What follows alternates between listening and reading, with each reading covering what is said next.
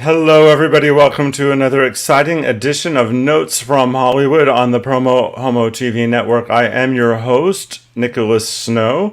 For those that may not know, Notes from Hollywood actually started as a column. I started it as a column in 1990, and decades later, I'm still a multimedia entertainment activist. On the show today, Aidan Park, and I came up with the headline for the episode, his ongoing story of humor, tragedy and triumph in Hollywood, which in many ways is authentic and true. Well, in all ways, that's a true headline for his story. Aidan is a stand-up comedian, headliner, speaker, working actor, certified life coach, certified master practitioner of NeuroLinguistic Programming, and a published author. We're going to be talking about his new book, The Art of Being Yay. Aidan is the only child who was teased in South Korea for being raised by a single mother. At age 9, he and his mother fled to the United States, where he grew up in abject poverty. He was an undocumented immigrant until age 20. As an aimless teen in San Francisco, Aidan became a Craigslist sex service worker, an experience that led him to contract HIV at age 19. In recent years, at the young age of 33, Aidan became a widower when the love of his life, Michael James, died from complications due to cancer. I'll have more about Aidan in a moment, but I wanted to let you know the poignancy, power, and depth of the interview that's about to come up. I also wanted to let you know that you can subscribe to PromoHomo.TV for as little as $3 a month. And I want to thank my founding patrons, Brad Furr of Gay Desert Guide, G. Francis Giles. I know Brad in real life. I don't know Francis, but hope to meet them one day. And Palm Springs Pride President Ron DeHart. So I couldn't do this without them. And in the video, you'll learn how you can become a patron, as well as just looking above my head throughout the show. And I'll be back with Aidan after this. You're with me, it's alright. Together, on our lives, a new start is inside. We're falling, it feels right. It's okay to hold me. You know where I wanna be. It's okay to hold me.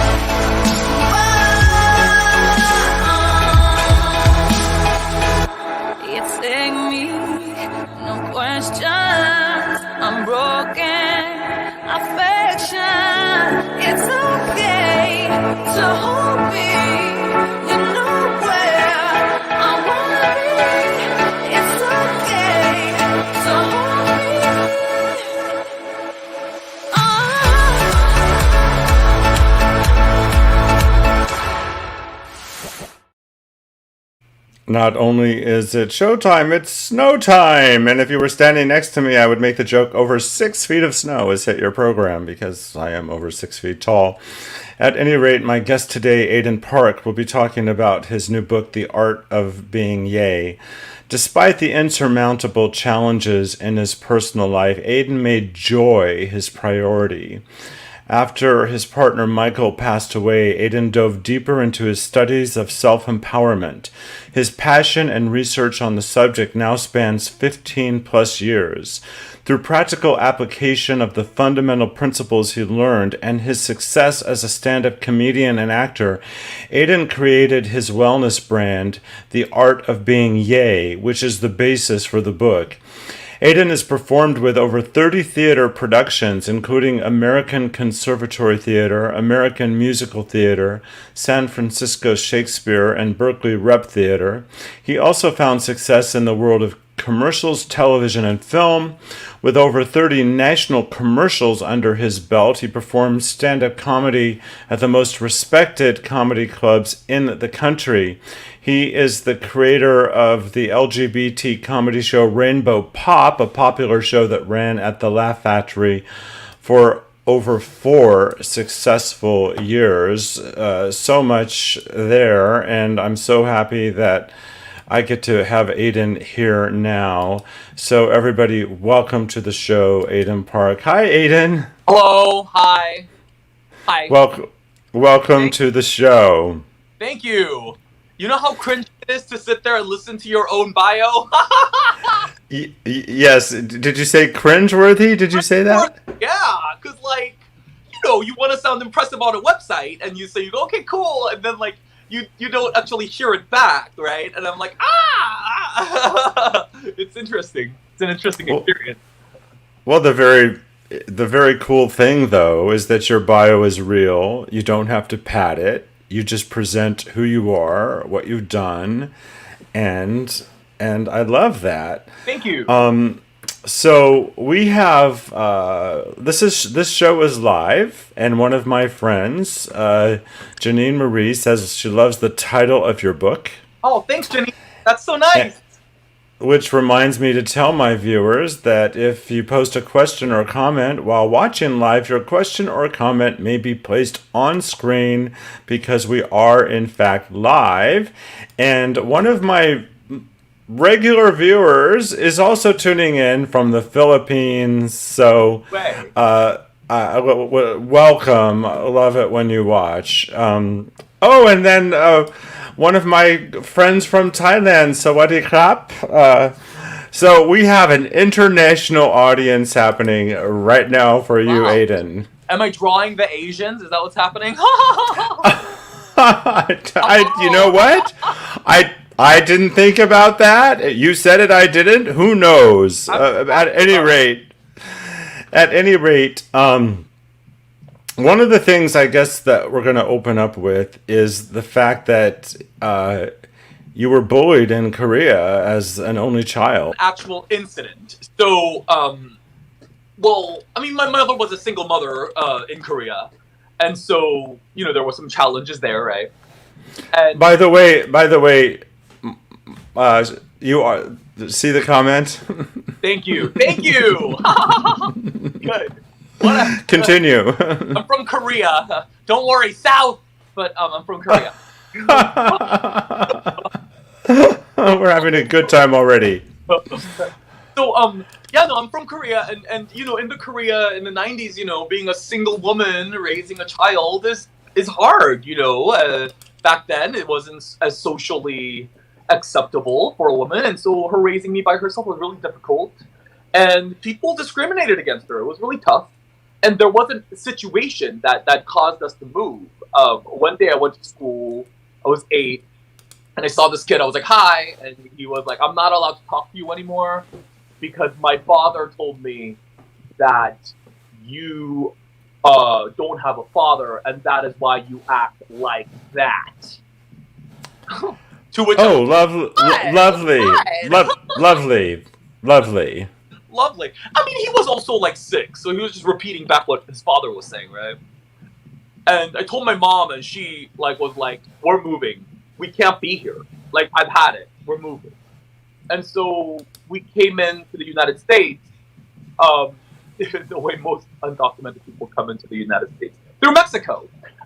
So we flew to Mexico, and we had to get these cards of people who were documented, get an ID, and we had to drive through the border and pretend like we were the people on the ID. Except I was 8, they gave me an ID of a 14-year-old, and they gave my mom an ID of someone who was 100 pounds heavier than her. So that's how we got in, and that's how we moved. Kun Patchery, I don't remember. Kun Patchery, I'm sorry I don't remember your nickname. This is her proper name. And I had the opportunity to know her. She's wonderful. When I was living in Thailand for 5.5 years. That's so cool. Hi, Patchery. Oh, I'm sorry. So you have engaged the global audience. So you actually came into America using illegal IDs. Yes. I guess the statute of limitations are over because you've now you became documented at the age of 20, which was like 15 years ago. Yeah. Or you're a citizen. Yeah. I'm 35 now, so that was 15 years ago. Right. Yeah. Mm-hmm. Oh, Kun Nui. Yes, that's the nickname that I was not remembering. Kun? Well, Kun is how it's like Mr. or Miss in Thailand, in Thai. And it is not gender specific. The language is gender specific, depending upon who's speaking the language. Okay. But Kun is like Mr. or Mrs. or Ms. It's used. Yeah. So. Okay. Great. It's the polite way. Kuhn. Okay. So you ended up in abject poverty. You lived in the United States in abject poverty? Yeah. So what happened was we moved here, and my mom had to take a job across the country. Actually, she was. Okay. My mom was blackmailed into moving across the country. So she started dating a guy in San Francisco who got into dental school at Tufts in Boston. And well, did he blackmail her or someone else blackmailed her? Yeah. So she was dating her blackmailer? No. He wasn't blackmailing her to begin with. She was dating him. He got into dental school. She wanted to break up, at which point he said, "You're going to come to Boston with me to support me through dental school, and I will help your kid afterwards." And at that point, she had a difficult decision to make, and she said no. At which point he said, "Then I report you to the INS and get you and your kid kicked out of the country." And at that point, there are no resources. It's 1994, 1995. And so she was like, do I go? Do I stay? So she goes. She goes. And she's trying to talk it up for herself. She's like, oh my God, I'll try to make the best of it. Maybe afterwards he'll stay with me. Of course, he dumps her promptly after. And that's later. But so she was she was a slave. Essentially, yeah, to this man. And so where I'm left is my grandmother lives in a government apartment. And she lives on $650. Thank you, Jenny. She lives on $650 a month and government food. And and no kids are allowed to be there, but I live with her. And so we're on government food. I'm with my grandmother who doesn't speak a lick of English, so I really don't have any parenting. And so it was a situation. So that's pretty bad. You laugh about it now. What else can you do? In your biographical material, it references about how your story could be a Lifetime movie. Well, forget Lifetime. Go right to the big screen, Oscar-nominated sort of caliber stuff. I mean, that's all very... That's maybe very... from the 50s. Like, All About Eve. You know what I mean? Well... Like, that level, but like, nowadays, it's big clubs. It's very powerful. So, you ended up, at the age of 19... becoming a sex worker through the magic of Craigslist. Right. And were you still with your mom? Were you homeless? What was your situation? That, by the way, I just want to say to my worldwide audience that I think that the U.S. has a really screwed up view of sex work. Sex work is an important profession. I personally think that sex workers should have the same rights that all workers do, and that it should be a protected job class. and that we want to make sure that the people who work in the industry are safe and they're doing so by choice. That's my personal view of the topic of sex work. But the reality is that many people are doing the job because they've had no choice, and it was sort of a last resort. So what were the circumstances, Aidan, that caused you to make those decisions? So, during middle school and high school, I live a divided life. So my grandmother, who doesn't speak any English, who's not home all that much, very, very loving. She's a loving person, not affectionate, loving. You know what I'm saying? Make sure I'm taken care of. And so I'm this kid who really didn't have like a lot of parent figure.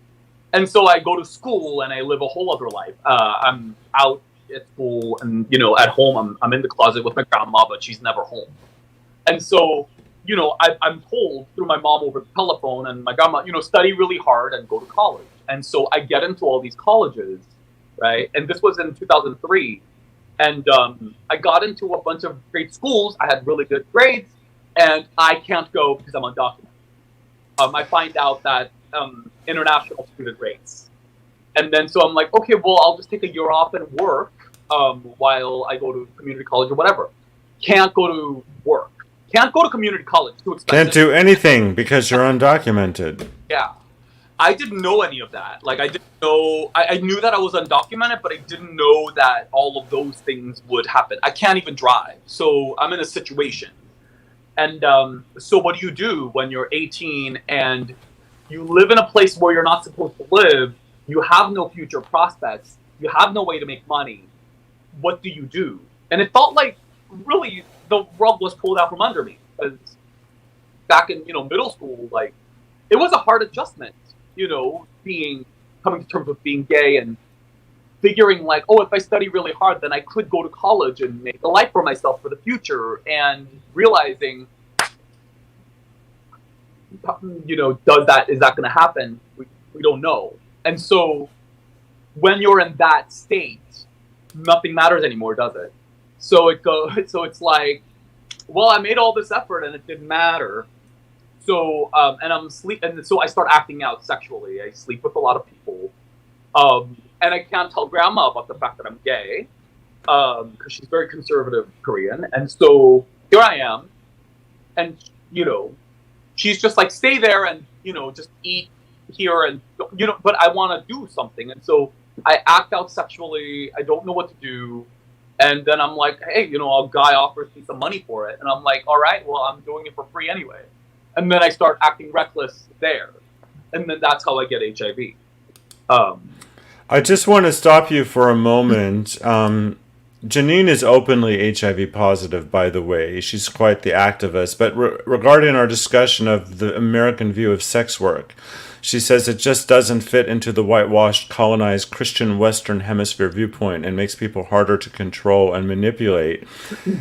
And from the Philippines, I'm going to start pronouncing your name RJ because I don't know how to pronounce it the way that it's spelled. So, for now, I'm going to always refer to you as RJ because you're a regular viewer, and I just want to let you know I don't know how to say your name. Janine or you can send me an audio and tell me. So anyway, she says it was survival that mattered, and I'd have to agree with that. Yeah, it was important. It was an important moment, actually. That had to happen. It was, yeah.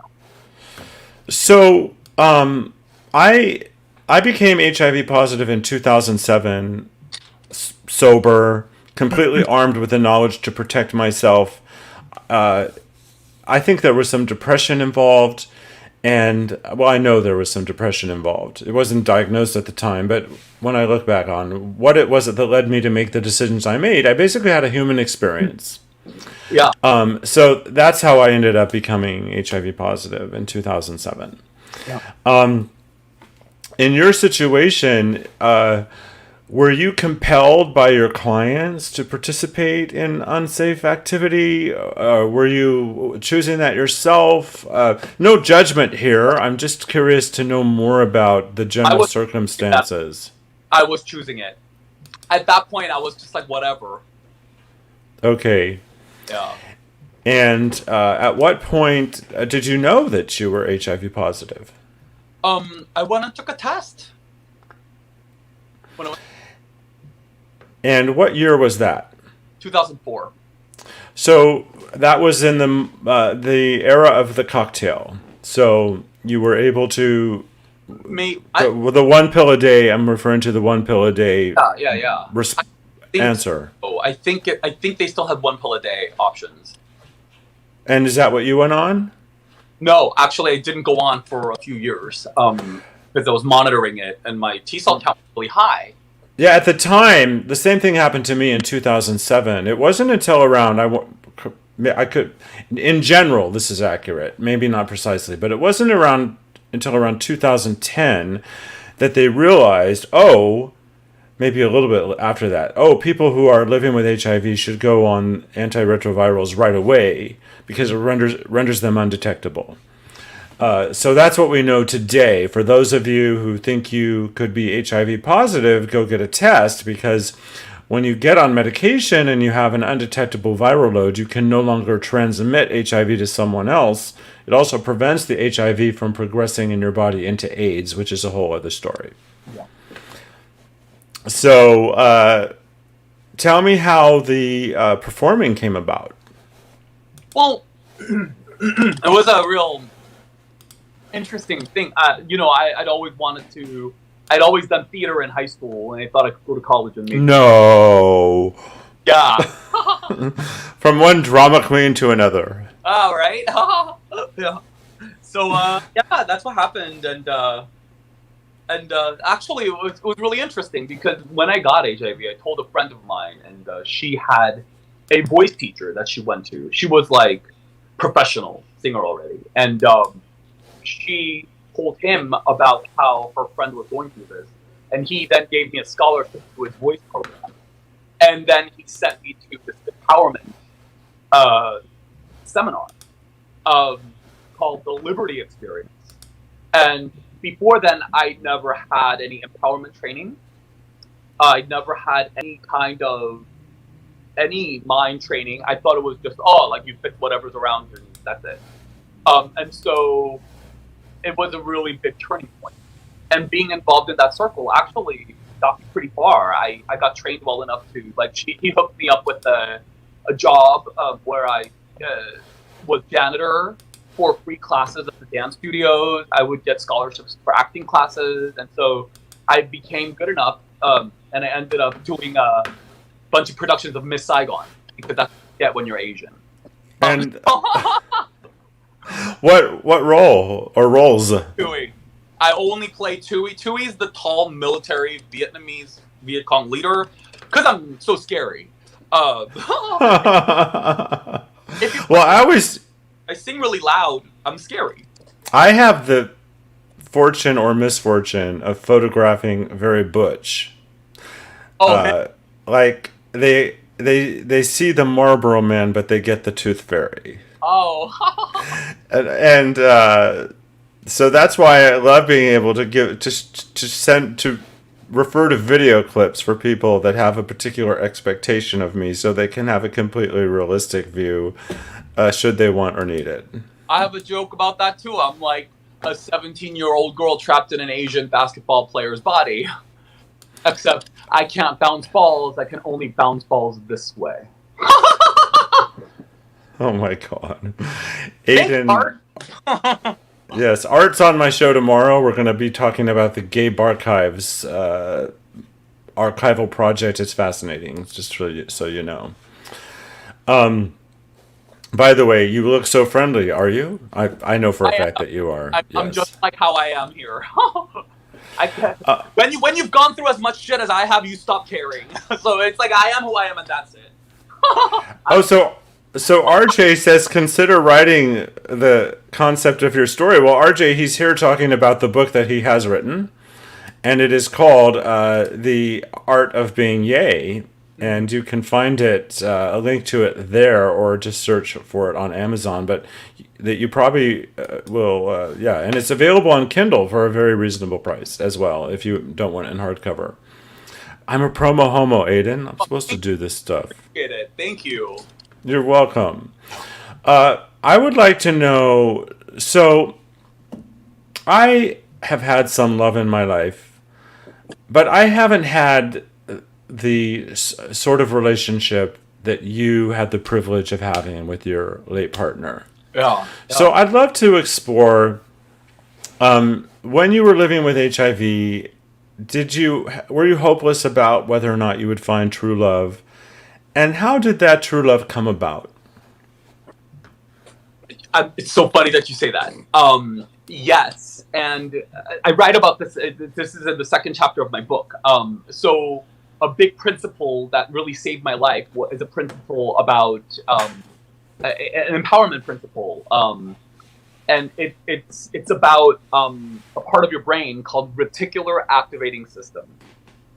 Reticular activating system filters out whatever information that doesn't match a belief that you already hold.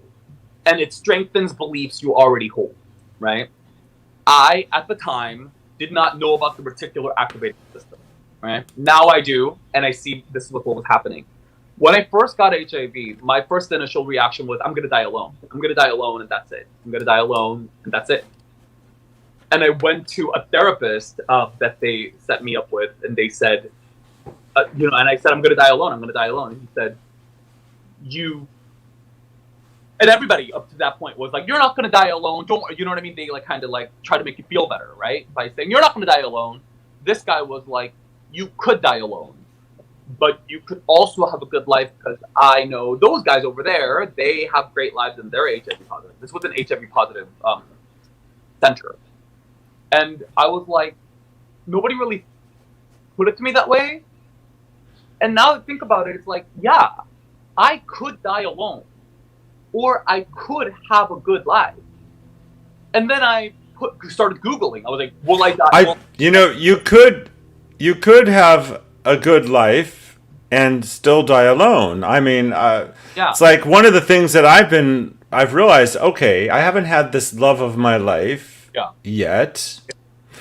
But I always used to think in the context of, well, it's going to happen at some point. Well, now I realize, it may or it may not happen at some point. But I'm happy and I'm thriving and I'm having a fabulous existence. And may I correct my speech, because I'm sorry, that's not what I necessarily meant. It's not like I'm going to die alone, I'm going to be miserable like that. That's not. You could not have somebody and have a fantastic life. That is not the point I was making. I was making like at that time. Right, exactly. Yeah. At that time, I couldn't see a way, as a 19-year-old, could not see a way. You mean you didn't have all the wisdom of the world at the age of 19? What's up with you? I couldn't imagine a scenario where I would be happy without someone next to me at age 19. That's kind of where I was at that time. Yeah. So here's an important question. Where did you draw your courage and strength to embrace the mindset that you were going to die alone or have a good life? You are worthy of emulation. Well, thank you. It's thank you. Don't laugh like me; it annoys people. It's like one or the other. And then I started I Googled will I die alone, or will I people with HIV who die alone, and then I found message boards with people who were very lonely, and then I found people with great life with HIV, and then I found people who said they had great life with HIV. And I realized it's whatever I focus on. And so I picked one that was going to serve me moving forward and started evidencing the one that I thought would serve me. Because there is no truth. You could die alone, or now I know you can do both, die alone and have a fabulous life. But at that perspective, I could die alone or have a fabulous life. Which belief will serve me moving forward? I will pick it and evidence it. Fantastic. I want to say hello to Rick and put him on the screen. And the reason I interrupted you at such a poignant moment is because if he scrolls any higher, I won't be able to get to his remark to feature it. And you've also had two people who love your laugh. Oh, thanks. There's number 1 and number 2. Yay! Thank you, Kun. So, laugh on. Oh, great. All right, so you just basically had a transformation of your consciousness around what was possible for you. Yeah. And when and how did you actually meet your partner? So I can say anything I want, right? I met him on bareback real time. Oh my God. Okay, so we need to. All right, we need to educate our viewers about that. So. Okay. So I'll go ahead and I can talk about it. So, there is a website, and it is intentionally for men who want to meet other men and have unprotected sex, which means generally it means anal sex without the use of a condom. And I'm not judging anybody that makes that decision, especially in the age of undetectability. But a lot of people who were positive used the site to find other people who were also positive, and it was a way of connecting with people in a place where there's going to be much less stigma, because the odds of meeting someone that were going through what you were going through were much greater. Would you like to add to anything I just said about that site? That's it. Okay, so that's how you met. And it was lust and then love at first sight. It was interesting. It was I was in a relationship with Bart, this other guy, for 8 years, and I find that in the LG culture, there's usually two factions as it relates to sex. This is what I've been. There's a side where that feels very much ashamed about the sexual, like, oh well, we just do this and we're married. And then there's the other side that are just like, bring it on, let's go, let's get nasty, right? So I wanted to like explore that, and so when I met him, he for some reason didn't want to have sex with me on the first date, and I was like, you're on bareback real time, dude, and you're meeting me, and I don't know, like. And you're gonna leave me high and dry. What's up with that? Really? And then, and he was like, "Yeah, no, I'm just so tired of his quote." He said, "Quote, stick it in and come, stick it in and come. I'm so tired." And I was like, "Okay, well." The phrase these days is "come and go." Well, and then he, I'm not speaking from personal experience. I just want to say that if I had these stories, I would tell them with pride. But unfortunately, I don't. I just want you to know, in case you're wondering. And RJ says, no pun intended. She says, "This is real talk. I'm loving the rawness. So authentic." RJ, I'm not sure if you know you just made a pun, but you did. I'm raw dogging it. Okay, so I don't think anyone here needs to wonder how you got into comedy, and so much about comedy is tragedy and turning it around. And clearly your relationship with him developed and became really powerful. How long were you together before his cancer diagnosis? 5 years. 5 years. Before his diagnosis, and then you were with him by his side as he fought it for how long? He got diagnosed 3 months before his death. So. Oh. Yeah. So very fast. All right. So this sort of before his diagnosis, I would guess not long before his diagnosis, is when I met you, because you were performing in Palm Springs, your comedy show. You were one of the comics at a night of comedy, and I somehow did a story about it. I don't remember what, but that's how I met you and your partner. Were you married? No, we were not married. All right. Well, I met you and your husband for the first time, and I think we met at least one other time. So that's where I entered your story.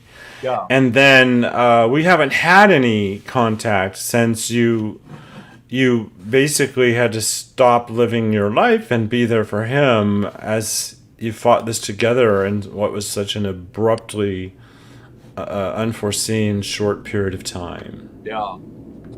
Yeah.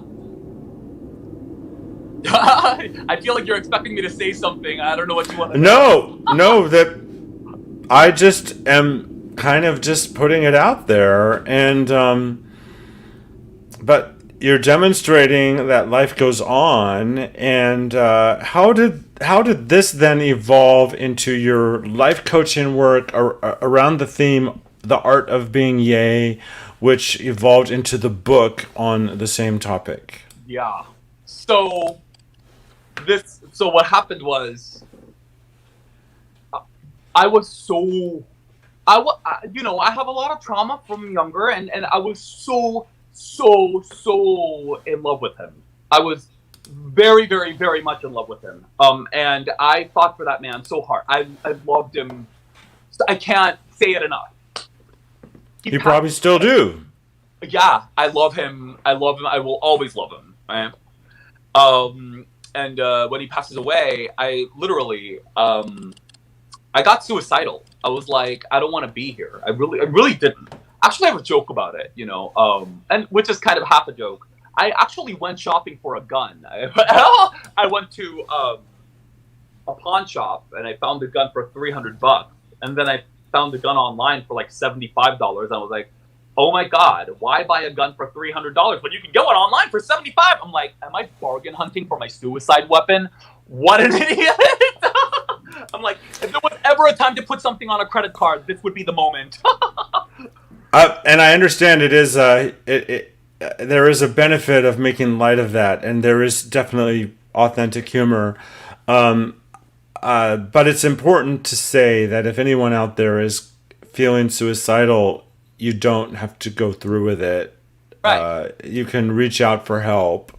Yeah. Just if you're watching this, you have access to the internet. So just type in suicide hotline if you're in need of support. I just want you to know that. I would like to share with you that after I was diagnosed as living as HIV positive, I was really depressed myself, and I did look up painless ways of committing suicide.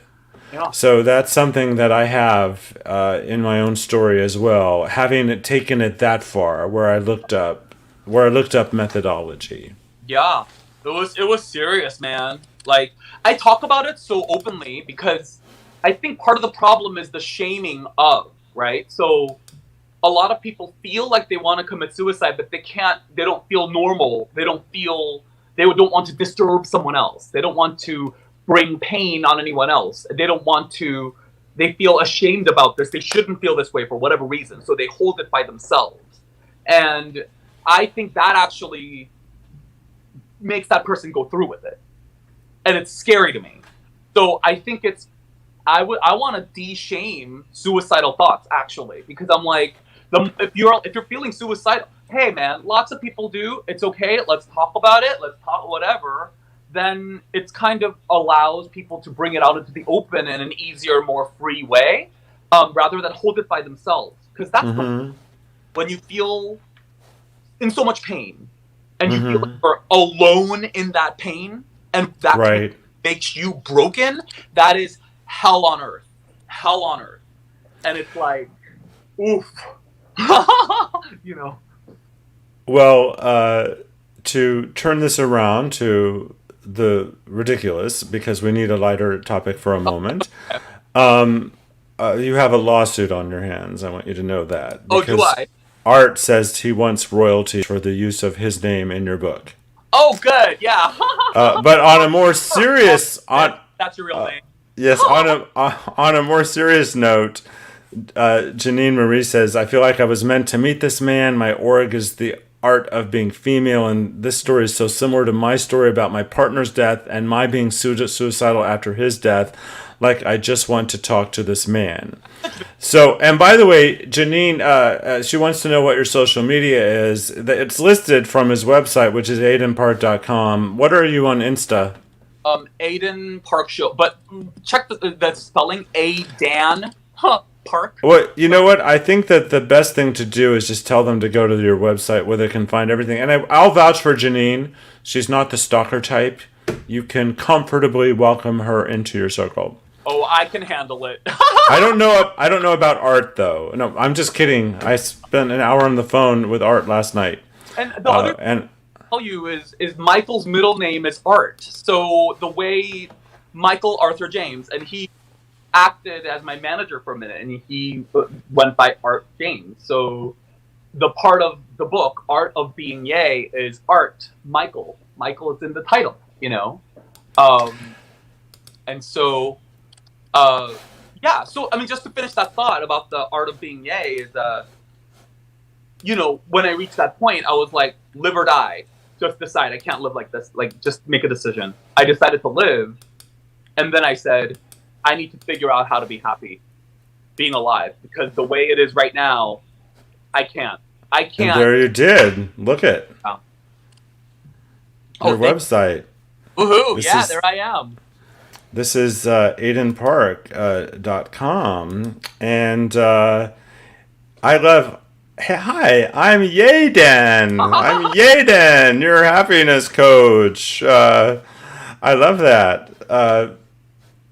So, you know, we all have tragedy, and we all have triumph, and no one gets out of this life alive. And I have over 19 years of time in a particular 12-step program, and one of the things I've learned is we got to live life one day at a time. Yeah. Do the next indicated thing, put first things first, turn it over to a higher power, and move forward. Speaking of which, do you have a spiritual philosophy? I know you have a lot of skill and ability around psychology and the mind, but where does spirituality enter into your picture? I have a really strong spirituality thing, and it came as a result of my research on happiness. So, actually, the point of the book is, when you're at your lowest low, nothing matters anymore. Nothing matters. Like your you know, how much money you have, how successful I am in my career, all of those things that I was chasing. I was like, I just want to feel better. Tell me how to feel better. I just want to feel better. I need to feel better. I just want. When you're at that point and you make that your goal, you get there however you can. And sure, there's mind tools and thoughtful, whatever. And spirituality is a key component, actually. If you make happiness your goal, you will stumble upon spiritual concepts that you may want to adopt into your life, because it does bring you great joy. It is a great way to bring you joy and peace. Mm-hmm. I've also benefited more often than not from mental health counseling. I've learned that when I get depressed, it is situational and not chemical. Have you sought out professional help to deal with the tough times in your life? No. Well, that explains a lot, Aidan. No, I'm just kidding. I'm just kidding. I'm just the empowerment. So just kidding. NeuroLinguistic Programming is all about self-examination and figuring out where your blind spots are and identifying those and making shifts so that you can make different choices later. So I'm a master practitioner at that, right? So which is what you do in your Art of Being Yay coaching. So how do you actually work with people in your coaching? Oh, it depends on what they want and what they're open to. So it depends on the client. So with some clients, it's like they have a big emotional, they have triggers. So basically, if you have an emotional wound that has never been allowed to be felt, it's like you have a cut on your arm, and you went, okay, not you, but you know, however, you have a cut on your arm, and then someone wrapped duct tape around it and said, you're not going to feel this, you're not going to feel this. And so when someone brushes up against it, you go, ouch, that hurts. But the brushing up against is not really a painful thing. It's the wound underneath that's not been felt. And every pain that you've been through must be felt in order for you to live an experience where you can assess properly. So identifying and healing past trauma. Right. So sometimes that's done through imagination work, if they're open to it. You know, going within and do you have to go through any sort of disclaimers? When you work with people at this depth and level around these topics, are you legally required to enter into some sort of disclaimer? What are the ethical guidelines that you access when you do your work? Sure. There's terms and conditions on my website. And, I have to say that everybody takes a risk when they, come and see me, right? I'll say that openly. Like, you can go see a therapist and be there. You can have the best therapist in the world and he can help you a lot. Or you can get a therapist, one time I dated this one guy who was a therapist, and he actually said, at the end of each session, he'll bring up a sort of topic from the past in order to get them coming back. He told me that. And so you don't know what kind of person you're going to get. And I can't be responsible necessarily for every person's reaction to what I do. I can try my best given what I know and do everything. I understand completely, but we've talked about such deep issues, and I just wanted people to know that you're a life coach and not a medical professional. Yeah. But I totally embrace life coaching, and Go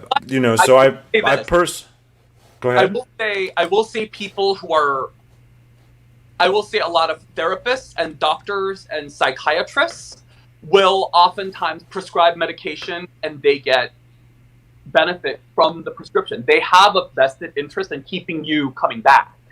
They have some of them do. So just be aware of that. No, totally. But I just want, and I guess, are you a bit skeptical about mental health practitioners across the board? I'm not across the board. I say be careful because they do have something to gain by prolonging the process. They do have something to gain, but you have to find the right ones.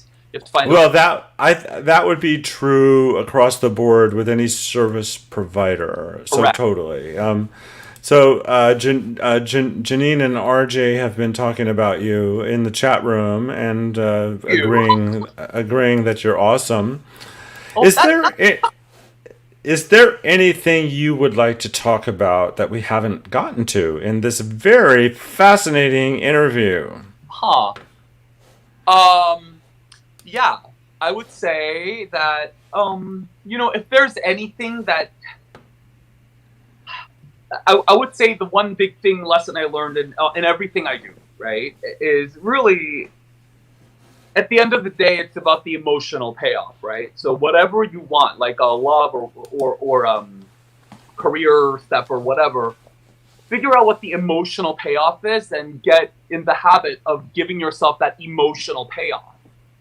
And you will strengthen yourself to greater happiness, and then watch those things follow. Just watch. It's crazy. Oh, by the way, my book has a foreword by Margaret Cho, which is crazy. She's fantastic, and I cannot believe we waited till almost the end of the show to talk about that. That's beautiful that Margaret and you have connected, and that she wrote the foreword for you. Yes, I've had the opportunity. Happened if I didn't take this. I knew Margaret from before, but once I started prioritizing emotional well-being and giving that to myself, I had the confidence and whatever to be able to ask her to do this. So I think things happen when you feel good about yourself and you work backwards. Give yourself the emotion first and watch the things follow.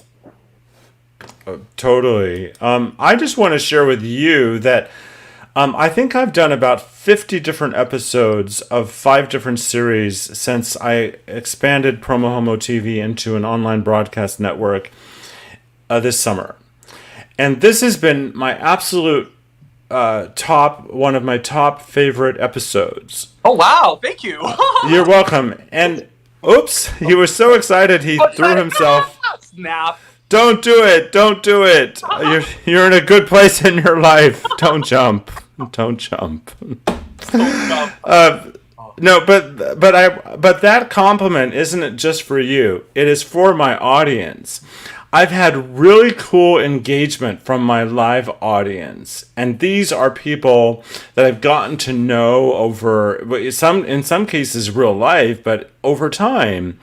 And I love it when we create this sort of context for this interchange to take place which has really taken place between people all over the world at this very moment. Yeah, it's pretty cool.